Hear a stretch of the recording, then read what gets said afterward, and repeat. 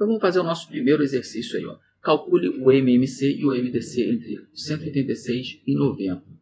E aí depois ele segue aí no enunciado, dando uma intuição, uma situação real, uma situação que poderia ser da vida real, que você precisaria usar exatamente esse cálculo. Vamos fazer uma coisa de cada vez. Primeiro, pura e simplesmente, vamos calcular o MMC e o MDC entre 186 e 90. Primeiro passo para um caso e outro é fazer a decomposição em fatores primos.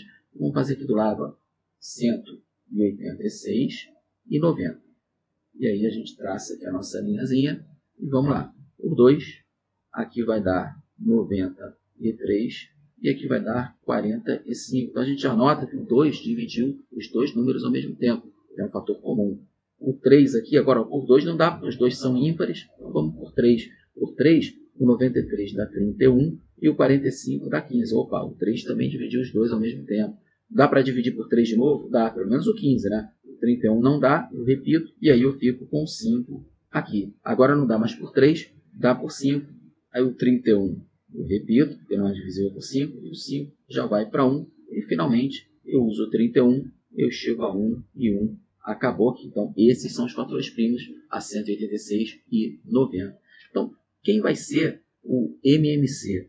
O MMC desses dois números vai ser o quê? O produto de todos esses números aí. 2 vezes 3 ao quadrado, vezes 5 vezes 31. Vou até escrever aqui, ó. 2 vezes 3 ao quadrado, vezes 5 vezes 31. Se você fizer essa conta aí, vai dar 2.790.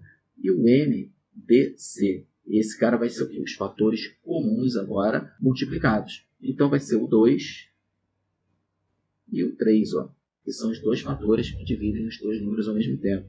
E aí, 2 vezes 3 igual a 6. Beleza.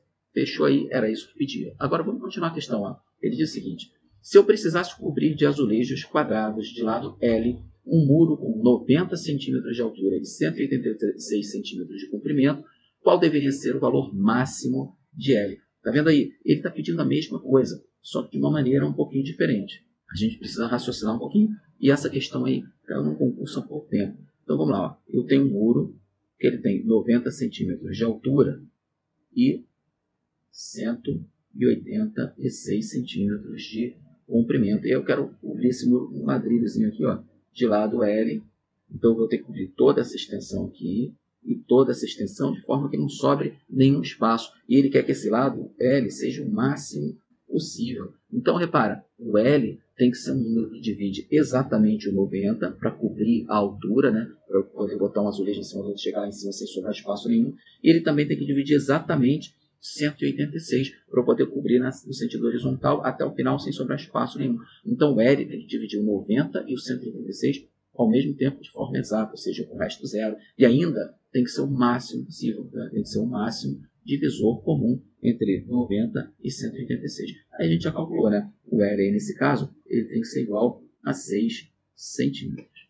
Legal? Então, dificilmente você encontra uma questão no concurso Enem, vestibular, concurso público, que venha da primeira forma, pedindo direto. Eu calculo o MMC, o MDC entre esses números aqui. Eles vão perguntar dessa segunda maneira aí. Vão dar uma situação onde o MDC ou o MMC vão ser a solução do seu problema ali, da sua questão.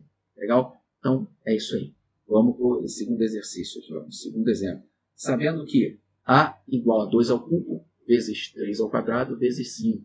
B igual a 2 ao quadrado, vezes 3, vezes 5 ao quadrado. E C igual a 2 ao cubo, vezes 3 ao quadrado.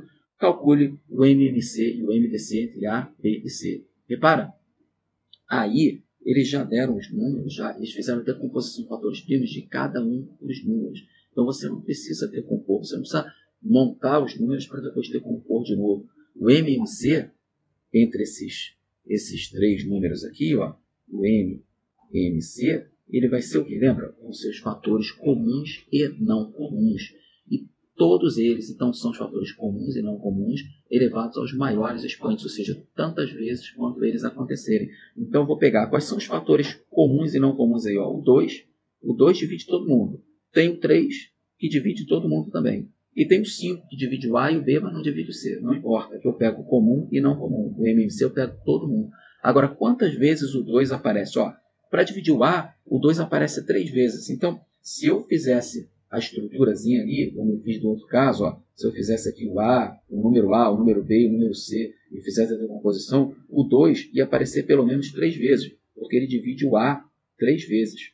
Então ele apareceria 3 vezes. Depois, o 3 apareceria quantas vezes? 2 vezes, porque ele divide o A e o C 2 vezes. Ele só divide o B uma vez, não tem problema, mas ele apareceria de novo, dividindo o A e o C, e eu repetiria o B. Então, eu tenho que pegar todo mundo. Então, são os fatores comuns e não comuns elevados aos maiores expoentes. 2 ao cubo, vezes 3 ao quadrado, vezes 5 ao quadrado. E esse número aqui, fazendo a conta, vai dar 1.800.